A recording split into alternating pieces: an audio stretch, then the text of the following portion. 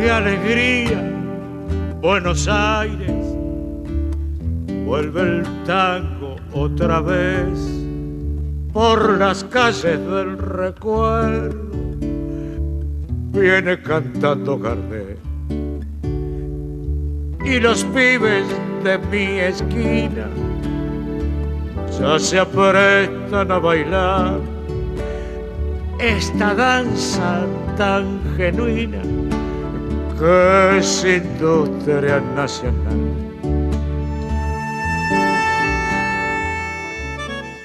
No es amor el caburé porque soy el milonguero más mentado donde voy, con un requiebro y en un corte bien compadrón, que hago aflojar a cualquier primo a su corazón. Donde voy me va a tener caburé, donde tallado como teure quedé, y del tambito a lo de ascendencia en lance en mi cartel jugué. A fines del siglo pasado, el tango nace como danza, pero poco a poco va teniendo letrillas que entonan los payadores y los cantores criollos. El tango, a pesar de lo que dicen muchos, se cantó desde siempre. El tango nace como canción porque el tango andaluz, que genera nuestros primeros tangos, ya venía con letra. Algunos son coplitas, muchos de ellos tienen coplitas prostibularias, otros letrillas prostibularias y otros letras un poquito más extensas. Entre los primeros cantores del tango aparecen Ángel Villoldo, Arturo Matón, bueno, había muchísimos cantores. Todos cantaban al modo zarzuelero, es decir, con una influencia lírica, sin llegar a ser cantantes líricos porque evidentemente uno escucha las grabaciones y no les daba el cuero para llegar a eso. Cuando un tango en la vihuela, traje algún compañero, no hay nadie en el barrio entero que baile mejor que yo. Ángel Villoldo era un cantor de mercados, de estaciones de tramway, de cafetines, de café. Entonces, él canta el tango de esa manera. Alfredo Gobi no canta de la misma manera, canta como si fuera un artista del music hall francés. O sea que ahí ya vemos una diferencia del porqué, del sentir de cada escenario. Están en esa transición entre la última etapa del payador y la del pre-tango, y que de alguna manera siguen vinculados al canto criollo, pero con una interrupción en el periodo de grabación en la Argentina, ocasionada por la Primera Guerra, entre el 14 y el 18, después desaparecen de la escena pública.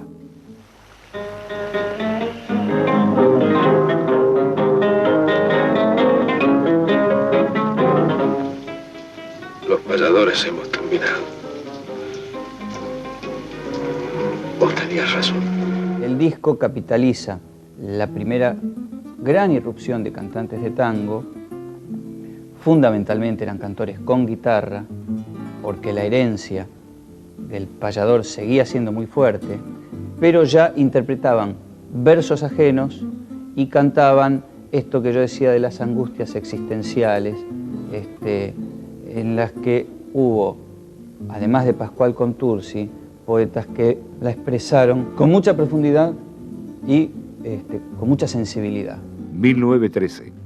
Carlos Gardel llega al disco grabando estilos y valses criollos en el sello Columbia. Entre el año 12 y 13 se puede encontrar al primer Gardel y al primer Corsini cantando, con discos grabados me refiero, cantando cosas que todavía no son tango, son este pretango que no deja de ser una mezcla entre un género criollo y payadoril y alguna forma rítmica que se puede asemejar a un estado embrionario de lo que después va a ser el tango.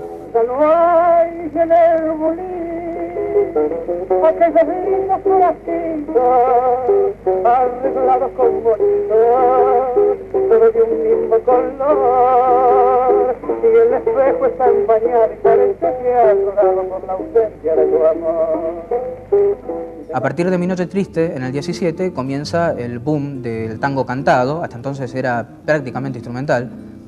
Las pocas letras que había se circunscribían a un repertorio femenino y muy acupletado.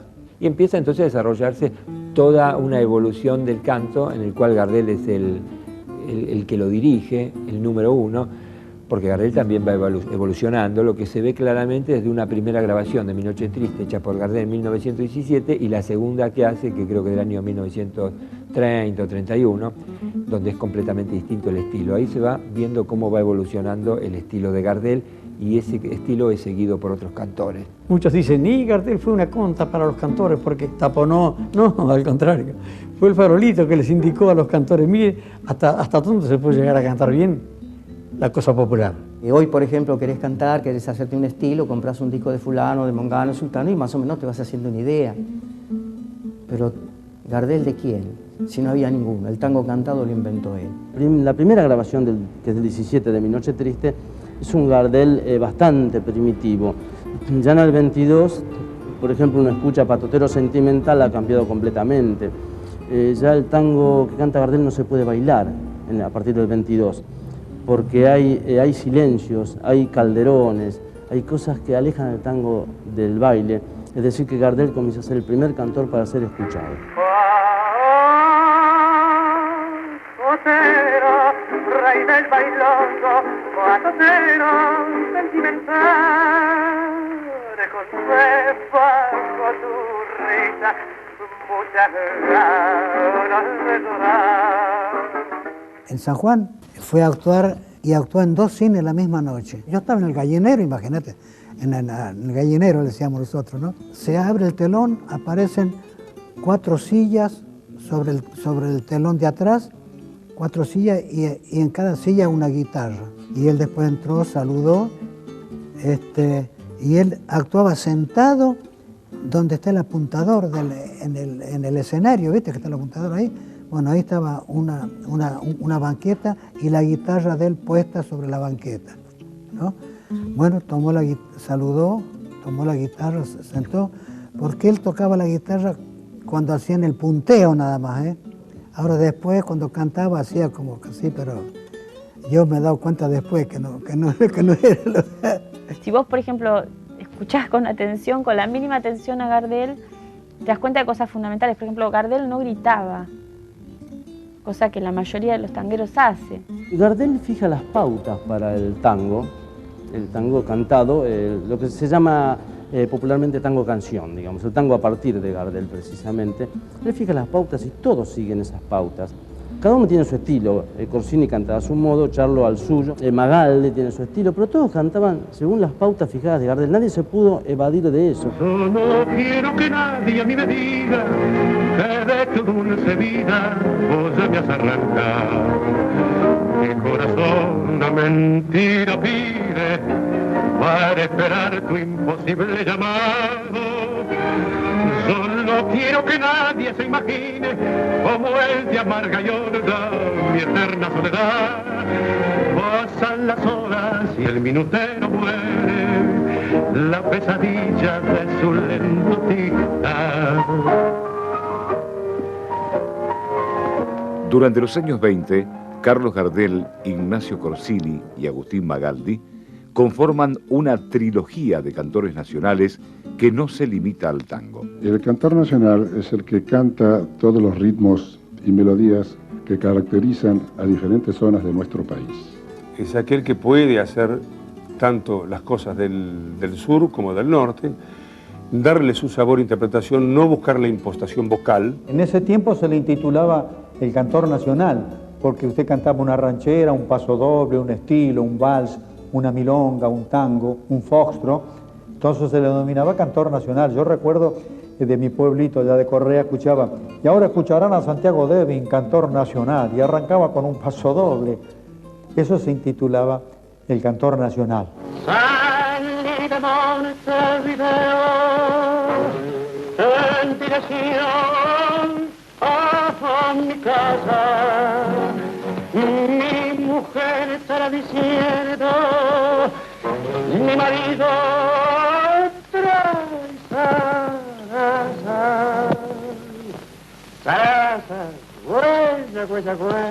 En los próximos bloques, la primera parte de la historia de los cantores del tango. Ignacio Corsini, el caballero cantor. Corsini es quien mejor encarna la figura del cantor criollo. Agustín Magaldi, la voz sentimental de Buenos Aires. Magaldi tenía un estilo que consistía en estar casi siempre al borde del llanto. El surgimiento del cantor estribillista. El estribillista hacía precisamente lo que la palabra dice, el estribillo de una obra. Fiorentino, Rufino y Ángel Vargas, arquetipos del cantor de orquesta. Ángel Vargas fue el prototipo del cantor porteño.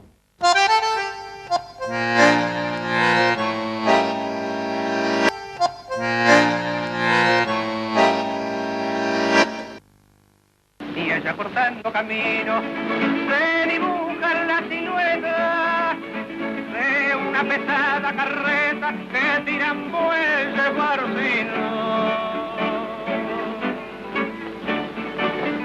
Picardía, barcino.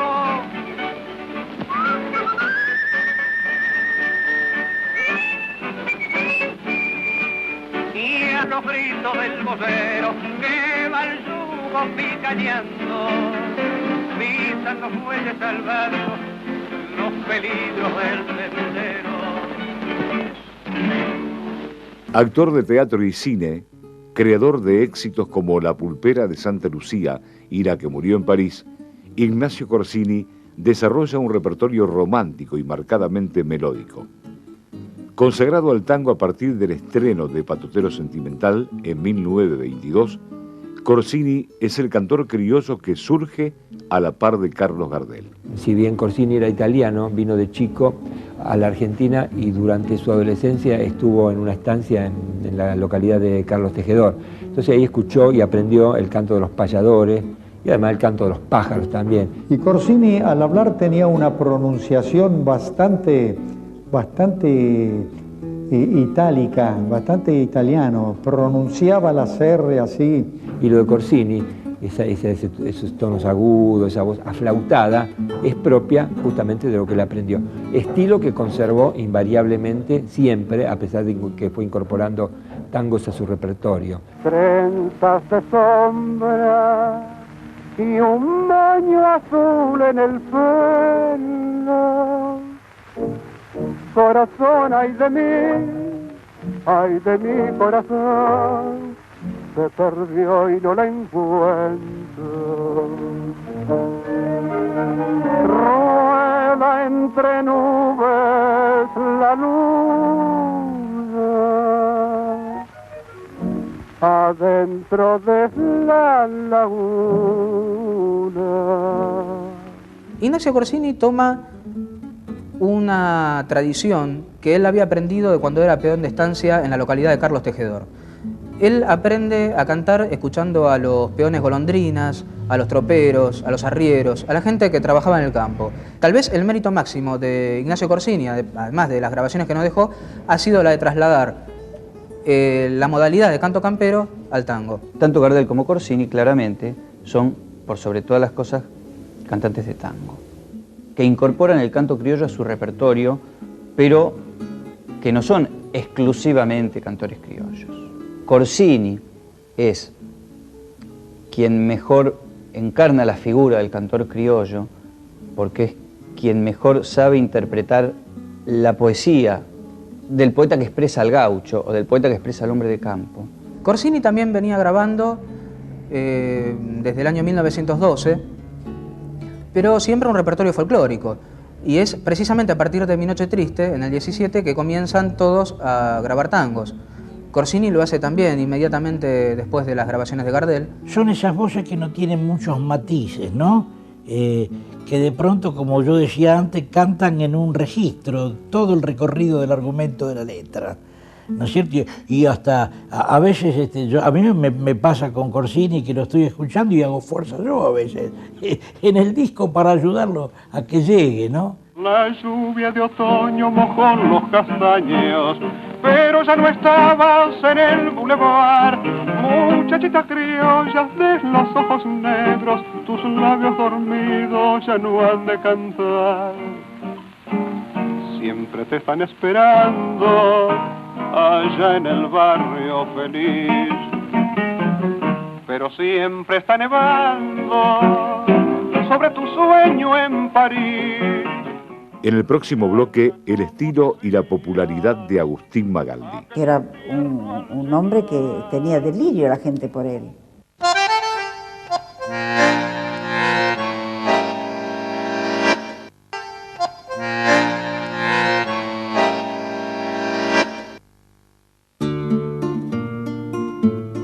Cantor y compositor, Agustín Magaldi despliega un variado repertorio de canciones criollas, rumbas y foxtrots, pero sus éxitos más populares son los tangos tristes, interpretados con expresión melancólica y reminiscencias líricas. Magaldi tuvo que luchar la vida desde Rosario, hacer circos, cantar como solista en circo, cantar como solista en cafetines. Rosita Quiroga lo escuchó y preguntó quién es ese chico que está cantando. Y entonces lo quiso conocer. Y lo escuchó y le dijo, ¿querés cantar conmigo en teatro? Magaldi provenía de una familia italiana, vivían en una comunidad italiana en Santa Fe y con mucho gusto por la ópera, por el canto lírico, ¿no?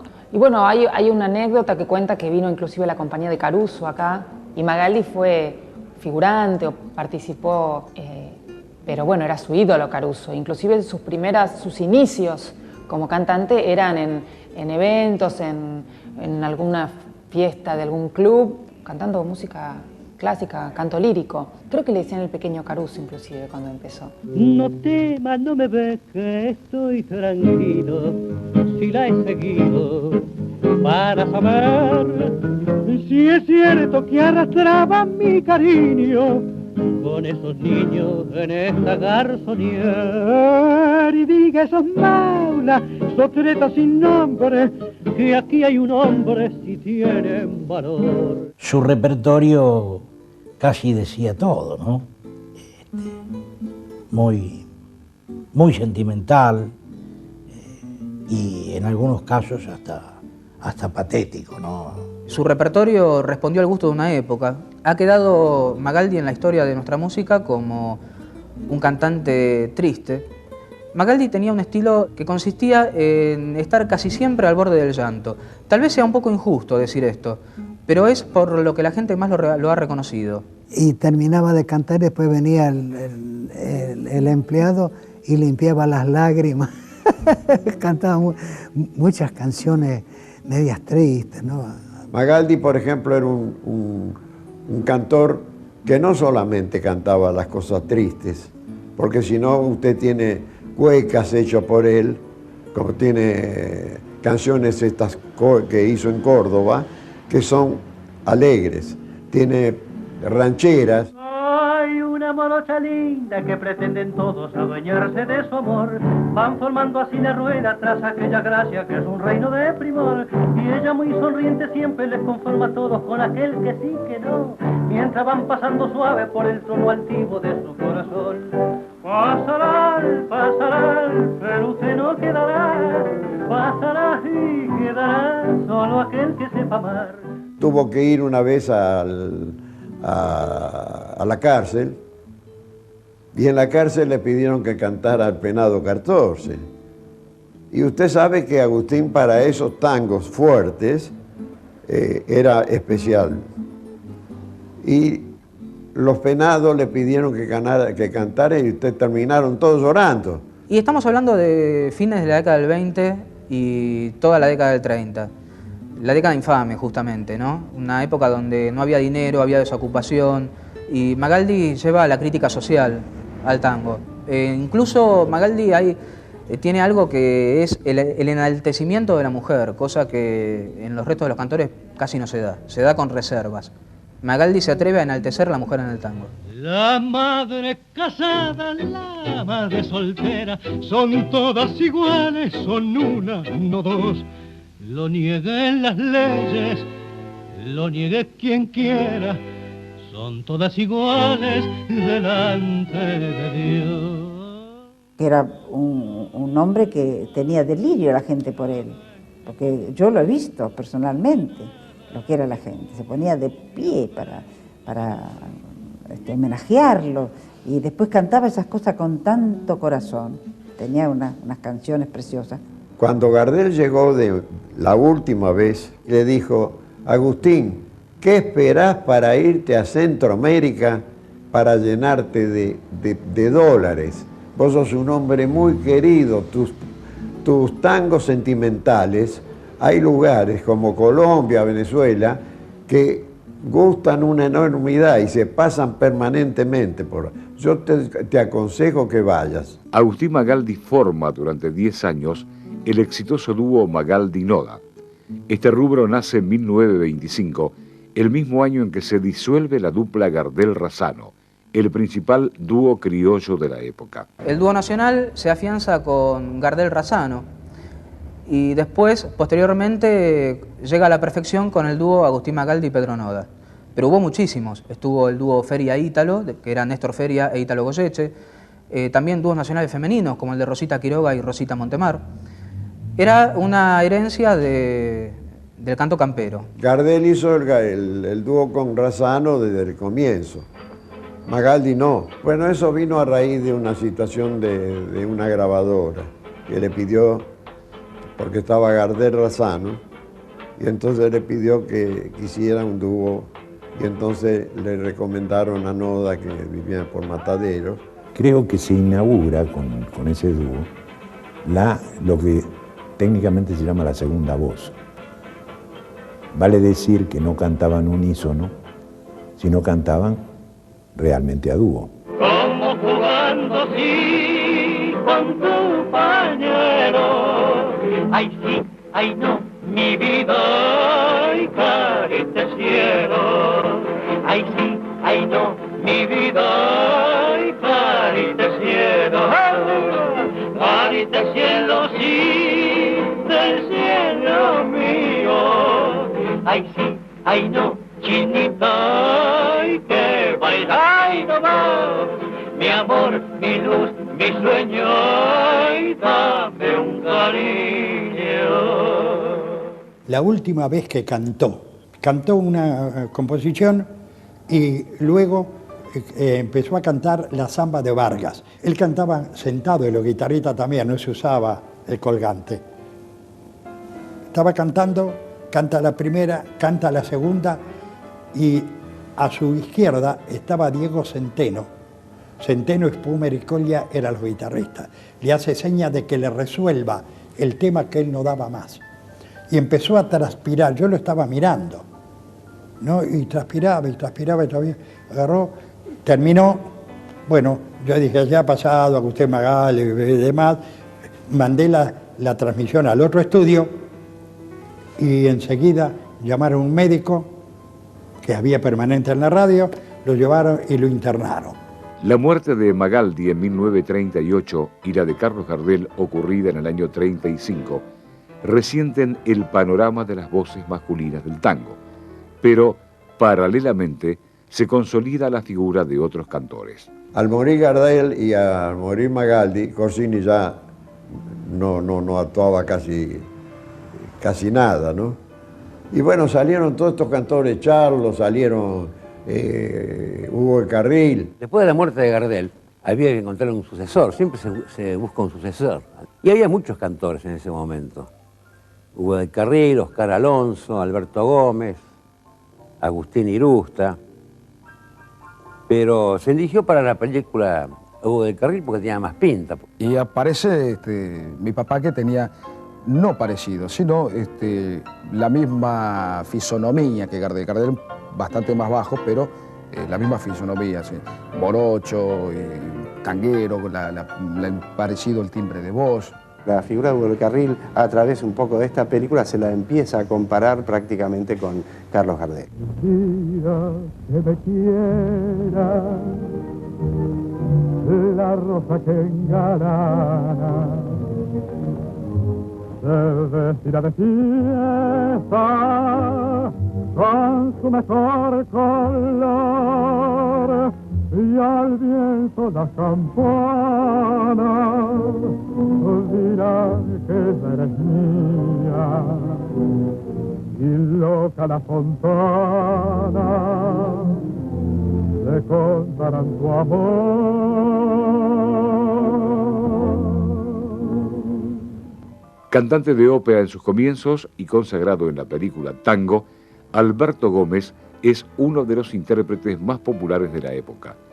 Con similares connotaciones líricas y un estilo de marcado vibrato, se destaca también el uruguayo Alberto Vila.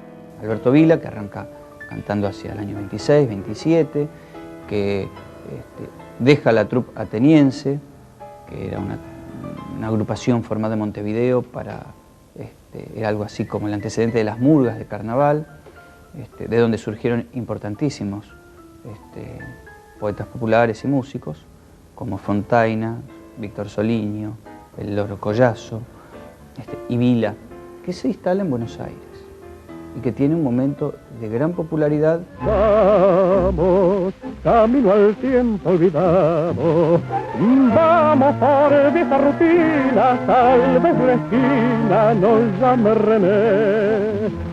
Vamos que en mis aventuras vivió una locura de amor y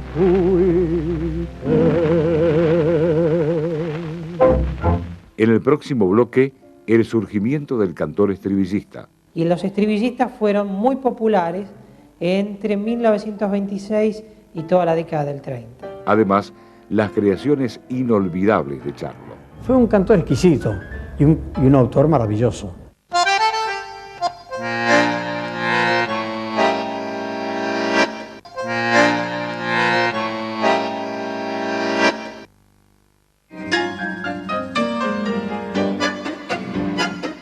...1926...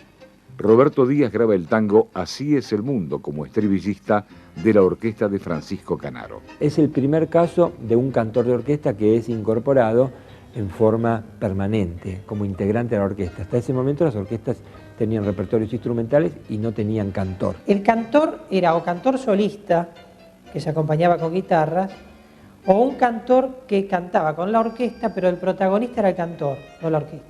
Había habido una experiencia con la orquesta Roberto Firpo en el año 1921, en el cual Gardel Razzano a dúo graban el moro, el estilo del moro en tiempo de tango. Pero fue una experiencia, nada más, que quedó ahí.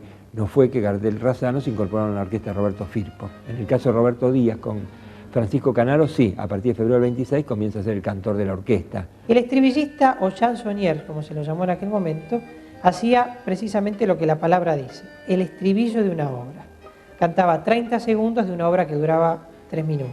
Ernesto Famá, Santiago Devin, Carlos Lafuente y Príncipe Azul son algunos de los principales estribillistas de la época. Pero el más destacado con proyección de cantor solista y notables obras como compositor es Carlos Pérez de la Riestra, Charlo. Charlo fue el cantante que más grabó. Esto no dejaría de ser un dato estadístico si no fuera que llama la atención, más que por el número, por el asombroso olvido que se tiene de Charlo. Son 1100 grabaciones o más, de las cuales se han reeditado, pero ni la cuarta parte. Fue un cantor exquisito y un autor maravilloso. Tenía cierta fama él de ser un cantor de élite, más bien un hombre que no era tan para el pueblo, ¿no? Era un cantor más bien lujoso. Su música, su canto, no vas a ver que en esos fiatos que hace o en esas bajadas y subidas de su voz, que haya una mácula en eso. Es todo tan limpio como lo hace. ¿Por qué? Porque era un estudioso. Nadie pregunta lo que he sido en el pasado, si fui rico, si fui honrado, si hubo sedas en mi cuna. A nadie importa quién soy yo, de dónde vengo, y si alguno se me acerca me pregunta cuánto tengo. Miran los trapos que delatan mi pobreza de hoy, y en esos trapos lee la gente cuánto valgo y quién soy. Pero no importa para mí, que lo he vivido, yo sé todo lo que he sido, lo que nunca más seré. Él comienza con la orquesta de Francisco Canaro, después graba con Francisco Lomuto, tiene una etapa como cantor solista, incluso los mismos temas, en el caso del tango Sarasa, por ejemplo, de Benjamín Tagle Lara, lo graba como vocalista de la orquesta de Francisco Canaro. Ahí la orquesta es la estrella. Lo graba con la orquesta de Francisco Lomuto. Ahí la orquesta también es la estrella. Y más o menos por los mismos días lo graba también él, con acompañamiento de la orquesta de Canaro, donde la estrella es él. O sea que el mismo tango lo graba 3 veces porque tenía 3 actuaciones simultáneas. Y sin embargo no se lo recuerda a Charlo. Es muy raro que por radio pasen un tema de Charlo, que por televisión incluso pasen una película de Charlo. El cantor que más difícil cantó, el más dotado técnicamente por las dificultades que hizo. Nostalgia, que nadie lo cantaba, me cuentan, porque era difícil. ¿Y qué pasó? Charlo, con su voz, le hizo eso. Y después fue arriba. Maravilloso. El final de Nostalgia, generalmente casi todo lo que lo han grabado lo cortan. Desde mi triste soledad veré caer las rosas muertas. Y ahí respira. No. Y Charlo dice, desde mi triste soledad veré caer las rosas muertas de mi juventud. Eso lo inventó Charlo, lo hizo él. Hermano, yo no quiero rebajarme, ni pedirle, ni llorarle, ni decirle que no puedo más vivir. Desde mi triste soledad veré caer las rosas muertas de mi juventud. Los estribillistas predominan desde 1926 hasta mediados de la década del 30. Poco a poco su intervención en la orquesta va creciendo hasta convertirse en lo que será el prototípico cantor de los años 40. Primero se cantaba una primera y segunda parte y ahí terminaba el cantor. Entonces de pronto se hacía un arreglo. Introducción de la orquesta, primera, segunda.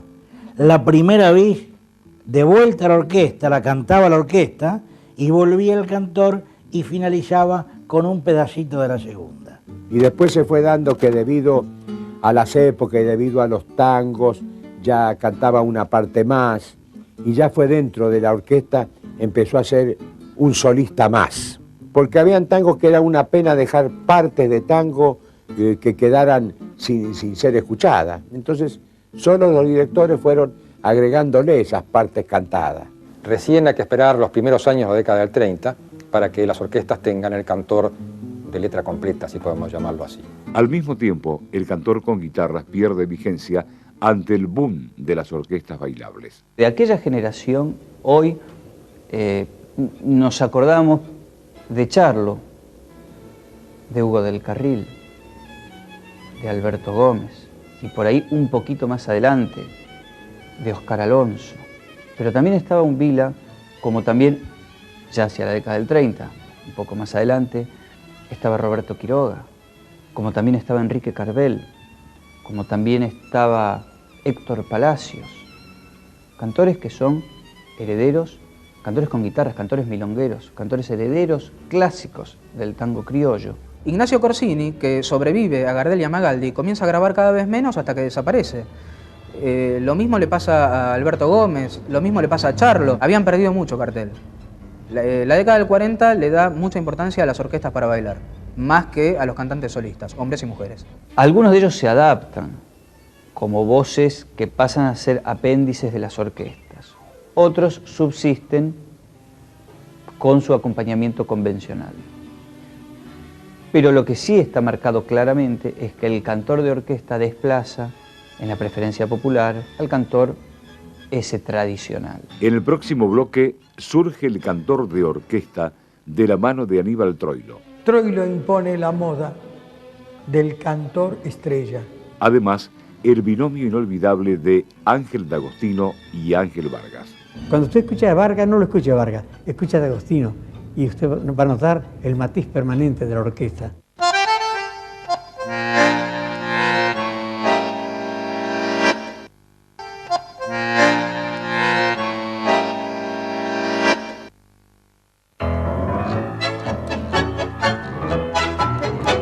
La aparición del cantor de orquesta constituye uno de los elementos fundamentales del tango en los años 40. Troilo impone la moda del cantor estrella y el cantor termina el tema, ya no la orquesta, que hace la última parte. No, el cantor termina con la orquesta. Fiorentino es el emblema del cantor de orquesta, el cantor símbolo, muy especialmente o muy excluyentemente en su etapa con Troilo. Porque la voz de Fiorentino se amolda a los instrumentos como si fuera un instrumento más, pero al mismo tiempo con una sensibilidad diferente. De noche llena de hastío y de frío, el viento trae un extraño lamento, parece un pozo de sombras la noche, y yo en la sombra camino muy lento, mientras tanto la grúa se acentúa con sus púas en mi corazón. Alternando sus actuaciones de bandoneonista y de cantor, Francisco Fiorentino integra en sus comienzos las formaciones de Juan D'Arienzo, Juan Carlos Cobián y Pedro Mafia. Su consagración llega a partir del 1 de julio del 37 con el debut de la orquesta de Aníbal Troilo. Troilo, en los comienzos de Troilo con Fiorentino como cantante, monta una orquesta para que pueda ser bailada también, para que se pueda bailar a Fiorentino. Yo fui un admirador indiscutible y ciego y me encanta que se llama Francisco Fiorentino. Un hombre que con una voz chiquita decía tanto cantando. Fiorentino era un cheque al portador de todos los directores de orquesta. Da la casualidad que con Fiorentino comienza a grabar Cerrillo en la década del 30. Fiorentino hace grabar a Troilo en 1941, si bien Troilo venía de poco tiempo atrás, y ser su primer vocalista. Hace grabar a José Basso en el año 48 y hace grabar por primera vez, después de varios años que estaba en cartel, a Alberto Mancio.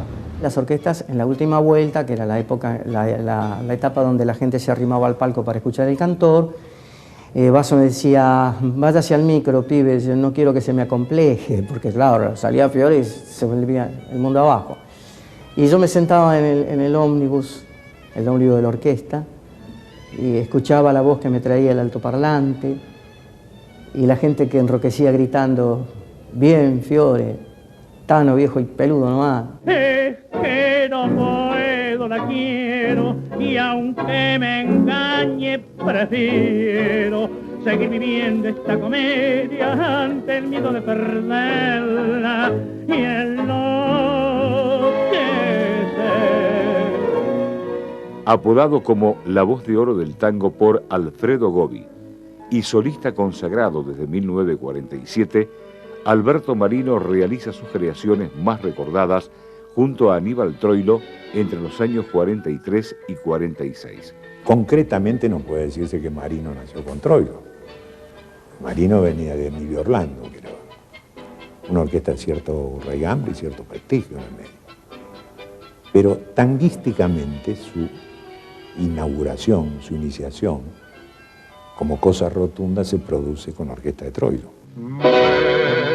Es mejor que mi dolor quede tirado con tu amor, librado de mi amor. Finalmente no comprendes que te estoy salvando, no comprendes que te estoy amando. No me sigas, ni me llames, ni me beses, ni me llores, ni me quieras más. Cuando se independizó no pudo repetir aquellos momentos fantásticos que tuvo en la formación de Troilo. Como si le faltara ese manto didáctico de Troilo, esa cosa intuitiva de Troilo para atenuar el grito, para sensibilizar la nota. 1944. Proveniente de la agrupación de Alfredo de Ángelis, Floreal Ruiz ingresa a la orquesta de Aníbal Troilo. Éxitos como Marioneta, Flor de Lino y Naranjo en Flor lo transforman en uno de los mejores cantores de orquesta de la historia del género. De Ángelis, cuando hace la prueba en Radio El Mundo, lleva de cantor a Héctor Morea y a Floreal Ruiz. Cuando hacen la prueba, y bien lo llama Valle y Castellano, y le dice, venga maestro, La orquesta 10 puntos. El cantor peladito no puede ser, que era Morea. Y el otro vamos a hacerle una prueba nuevamente. Y le puso marioneta en la prueba. Y apenas puso, el maestro castellano, estaba yo al lado de él y me dijo, este es otro cantor, no es el del otro día. Florial efectivamente venía ya con algunas escarapelas ganadas y con caballitos de batalla importantes. Me estoy refiriendo a Marioneta o Bajo el Cono Azul, éxitos que fueron propios de Florial, anteriores y posteriores a su incorporación a Troilo. A Florial lo hizo ingresar su compadre, que era Alberto Marino. Florial era un hombre que fraseaba muy bien, los temas indefectiblemente eran románticos. Creo, a mi gusto personal, que nadie cantó los valses como Florial Ruiz. Al escuchar este vals, bien lo sé que en mi amor pensará, y en el vaivén del compás, sin que llores, me verás otra vez junto a ti, y recién te dirás que hice bien al partir. Troilo debe haber advertido seguramente la posibilidad cantora y tiempista de Florial. Y ahí aplicó ese ojo certero y crítico para que comenzara a esbozarse a partir de Florial y simultáneamente a partir de Roberto Rufino en otras formaciones, aquel cantor decidor. Florial tuvo un estilo propio, sin estridencias, una carrera muy pareja, sin altibajos, siempre metódicamente en ascenso. Y cuando decidió hacer su etapa de solista, también en los palcos que iban quedando, siempre Florial era un número pesado, un peso pesado, ¿no? En la noche de Buenos Aires. Siempre fue el mejor, para mí siempre fue el mejor. Yo por eso me hice amigo. Me gustaba cómo trataba el tango, cómo lo decía. En su época de solista grabó con Osvaldo Requena, con Raúl Garelo, temas que quedaron muy bien, ¿no? en el mercado tanguero. Y las grabaciones con Basso, con De Angelis, todas fueron muy bien recibidas. Era una noche que lloraban los violines, un triste tango de promesas olvidadas, mientras la luna plateaba los jardines, un beso ardiente que en la noche palpitó. Por estos años, los directores de orquesta son los maestros de canto de los cantores, aunque sus enseñanzas apuntan más a la conformación de un estilo y a la interpretación que al perfeccionamiento de la técnica vocal. Si bien no era quizás precisamente un maestro de cantores, el director de la orquesta, pero bueno, así tuvo su función a lo largo de tantos años, y para los cantores que recién se iniciaban, ¿no? Los cantores jóvenes, tener un director, un maestro, ¿no? Que le enseñara a cantar, que le enseñara el repertorio, fue muy importante. Troilo, por ejemplo, era uno que les enseñó a cantar a los cantantes, no porque no supieran cantar, sino les enseñaba a decir, mira, esto si lo decís así, así sale mejor, porque él tenía el barrio metido adentro y a pesar de que tenía la voz esa aguardentosa, él cantaba bien. Actuando en el desaparecido Marzotto con Alfredo Gobbi, viene el autor del tango Tapera, Hugo Gutiérrez, me escucha cantar y me llama a la mesa y me dice, pibe, ¿vos estudias canto? No, yo estudio canto. Porque creíamos equivocadamente que estudiar canto no era tango. No, chico, no, vos tenés que estudiar, porque ahora tenés 20 años, pero a medida que avances en años no vas a aguantar la paliza de tanto trabajo. La garganta, al no tener una preparación previa, comienza a sentirse la garganta, ¿no? Porque no está el recurso técnico, no está la gimnasia de la vocalización. Entonces fui un maestro de canto. Y él allí con el piano, un italiano, Semini de Giorgi se llamaba, un artista, era un tenor. Y entonces yo le digo, tengo muchos defectos, maestro, yo en la voz, por esto, tengo... Entonces comenzó con el piano a hacerme acordes y a tomar notas agudas. Me dice, Ico está dando un do, usted tiene una voz sanita, lo que pasa es que no sabe cantar. Y era la pura verdad. Uno cantaba así, por entusiasmo. Y bueno, entendimos que ya no era la garufita de ponerte la pilchita, de hacerle guiñito a la minita, sino que esto era una responsabilidad. Entonces ahí aprendimos que no, había que ponerse en vereda. Entonces fuimos a maestro de canto y ahí empezamos a ver las cosas con una verdadera visión profesional. Alberto Echagüe tenía que cantar con D'Arienzo. ¿Y cómo cantar con D'Arienzo? Es difícil cantar con D'Arienzo, destroza la garganta, no se puede ni respirar. Otros cantores cantaban con Di Sarli, una orquesta más lenta, más bailable desde ese punto de vista, más tranquila. El cantor descansaba más cuando cantaba con la orquesta. Escuchamos a Alberto Podestá con Di Sarli, escuchamos después a Mario Pomara, Oscar Serpa, Jorge Durán, bueno, Roberto Rufino por supuesto. Entonces vemos como el cantor puede descansar un poquito más. Yo creo que la orquesta es la que forma al cantor y el cantor sale con su estilo cuando sale de la orquesta. La simbiosis del cantor con el sonido de la orquesta produce binomios inolvidables e inseparables que tienen como protagonistas al director de orquesta y al cantor. Yo creo que el cantor de orquesta es fundamentalmente de la década del 40 y es tan importante que a partir de la década del 40 van a nacer los binomios cantor-orquesta, porque antes se presentaba Francisco Canario y su orquesta, Roberto Firpo y su orquesta, Carlos Di Sarli y su orquesta, o Julio De Caro y su orquesta. Pero a partir de los años 40 vos tenés D'Agostino Vargas, Tanturi Castillo, Troilo Fiorentino, Pugliese Morán, Di Sarli y Rufino. Verde mar, verde mar, se llenaron de silencio tus pupilas, te perdí. Verde mar, tus manos amarillas, tus labios sin color y el frío de la noche sobre tu corazón. El cantor que me impresionó, como ya cantor con escuela, con un sonido, digamos, de voz bien impostada, fue Rufino, con Di Sarli. Aparte de su personalidad, tenía la técnica. Rufino era un hombre de un caudal hermoso de voz, de cantar agudo y todo eso, pero se cantaba, no se gritaba. Se cantaba agudo, no se gritaba. Tan solo aquí en tu puerto se alegra el corazón, riachuelo donde sangra la voz del bandoneón. Bailemos hasta el eco del último compás, mañana zarpa un barco, tal vez no vuelva más. Se produce el ensamble entre el cantor y la orquesta. Por ejemplo, Ángel Vargas no podía haber cantado en la orquesta de D'Arienzo. Tenía que cantar en una orquesta más pausada de acuerdo a su estilo, y él triunfa con Ángel D'Agostino. La orquesta de Ángel D'Agostino fue una orquesta prolija, respetuosa del cantor.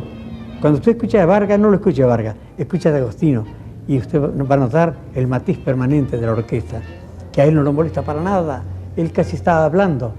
Y eso es hay mucho salero para hacer eso. Y él que era un hombre de una voz chica, pero que tenía una forma muy especial de cantar, una forma casi hablada. Un hombre que sabía buscarse su repertorio, porque cantaba Tres Esquinas, cantaba El Cuarteador, cantaba Ahora no me conoces, los tangos que venían cómodos para su forma y cada vez él lo sentía. Pero era una voz muy personal, casi hablada, muy rara en ese tiempo. En la calle del querer, el amor de una mujer, en un bache hundió mi corazón. Hoy ni mi Homero me saca de este profundo zancón. Yo soy Prudencio Navarro, el cuarteador de Barranca. Dueño de un estilo mesurado, intimista y netamente porteño, Ángel Vargas alcanza su mayor auge en la orquesta de Ángel D'Agostino, con quien graba clásicos como A Pan y Agua, Trasnochando y Destellos. Era la voz del barrio, de la serenata, de la glicina, de la muchachada, ¿no es cierto? Era un cantor tan íntimo. Ángel Vargas fue el prototipo del cantor porteño. Él cantaba las cosas de su Buenos Aires, Tres Esquinas, Adiós Arrabal, A Pan y Agua.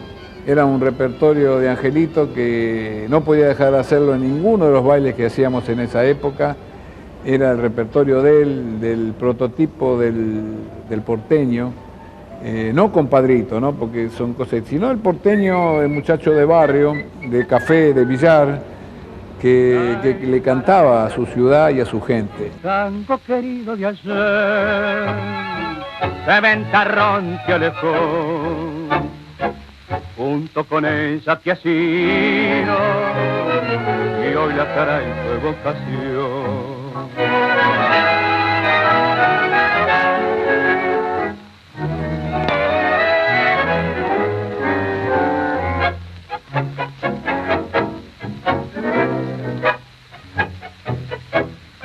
Café La Paloma, por tu veredón en las noches brumosas se pasean las ondas de Tito, Arolas y Bardi.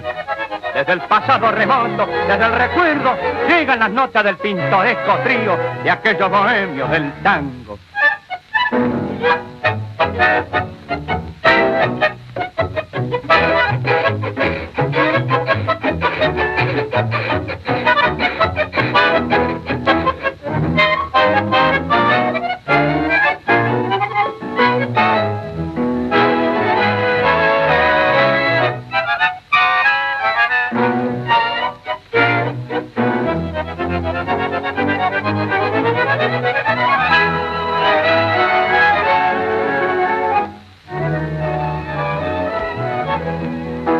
Paniagua, ¿cuántos viejos amigos escucharán tus notas, soñando con volver una noche de aquella? 1920.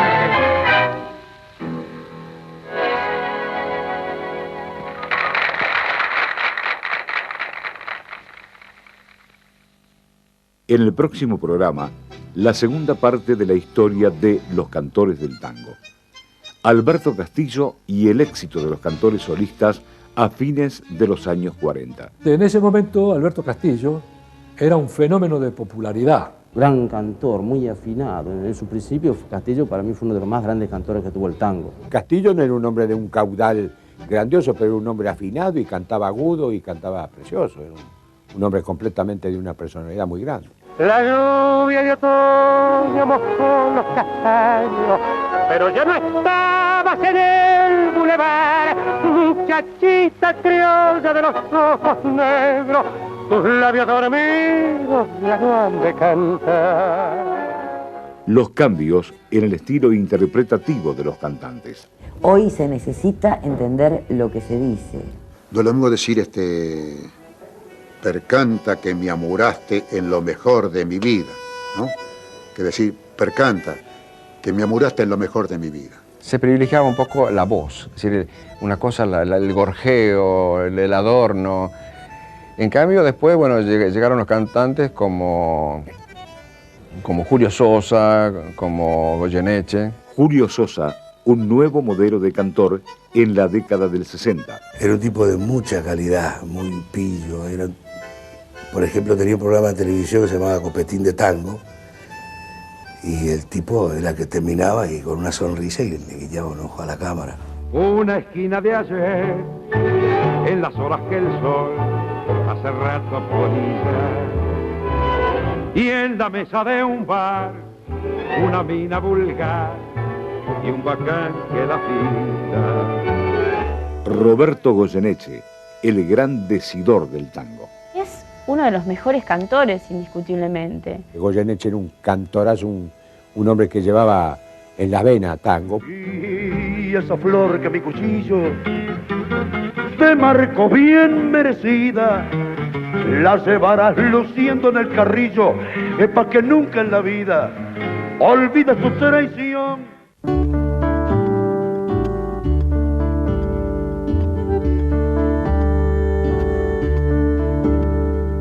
¡Qué alegría, Buenos Aires! Vuelve el tango otra vez por las calles del recuerdo. Viene cantando Gardel y los pibes de mi esquina ya se aprestan a bailar esta danza tan genuina que es industria nacional. suena un fuelle melodioso en el palco de un salón, y a las pibas miro que